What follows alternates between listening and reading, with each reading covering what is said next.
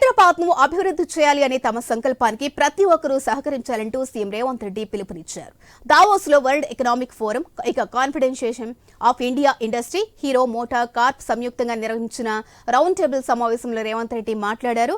హైదరాబాద్ ను ప్రపంచంలోనే అత్యంత వేగవంతమైన పర్యావరణ అనుకూల నగరంగా తీర్చిదిద్దేందుకు అందరూ కలిసి రావాలని అన్నారు. తెలంగాణలో 4 కోట్ల మంది ప్రజలకు మెరుగైన రవాణా సౌకర్యాలు అందించేందుకు సహకరించాలని కోరారు. తక్కువ ఖర్చుతో ప్రజలు వేగంగా ప్రయాణించాలి అన్నది ప్రభుత్వ ఆకాంక్ష అని చెప్పారు.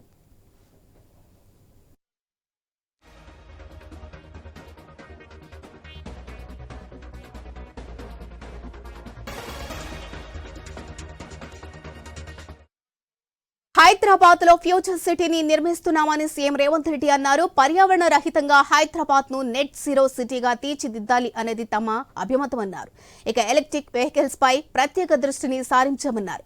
ఎలక్ట్రిక్ వాహనాలపై రోడ్ ట్యాక్స్, రిజిస్ట్రేషన్ ఛార్జీలు రద్దు చేశామని రేవంత్ చెప్పారు. ఇప్పుడున్న పరిస్థితులను పర్యావరణ అనుకూలంగా మార్చవలసిన అవసరం ఉందని స్పష్టం చేశారు. అందుకే గ్రేటర్ హైదరాబాద్ సిటీలో ప్రజా రవాణా వ్యవస్థలో 3000 ఎలక్ట్రిక్ బస్సులు ప్రవేశపెడుతున్నామని వెల్లడించారు. In EVs in entire India. Besides infrastructure and sustainability, I also have to think of access. Lots of people may not have money for rail or bus.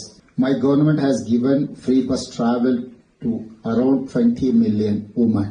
Empowerment of women, empowerment of marginal people through mobility is a big achievement for my government. We are building a new future city, a net zero city. We want to build the world's best mobility options in this city. Finally, we want to move our people fast. We want to move people at very low cost. We want to move people in a sustainable way. I want investment to help build urban mobility infrastructure to move more than 40 million people across Telangana. My 3 words: fastest, greenest, lowest cost. Thank you. Telangana dry పోర్టును నిర్మించి wear house hub గా తీర్చిదిద్దుతున్నామని CM Revanth అన్నారు. రాష్ట్రానికి తీర ప్రాంతం లేని లోటును పూడ్చడానికి ఈ డ్రై పోర్టును మచిలీపట్నం పోర్టుకు రోడ్డు, రైల్వే మార్గాలతో అనుసంధానం చేస్తామని పేర్కొన్నారు.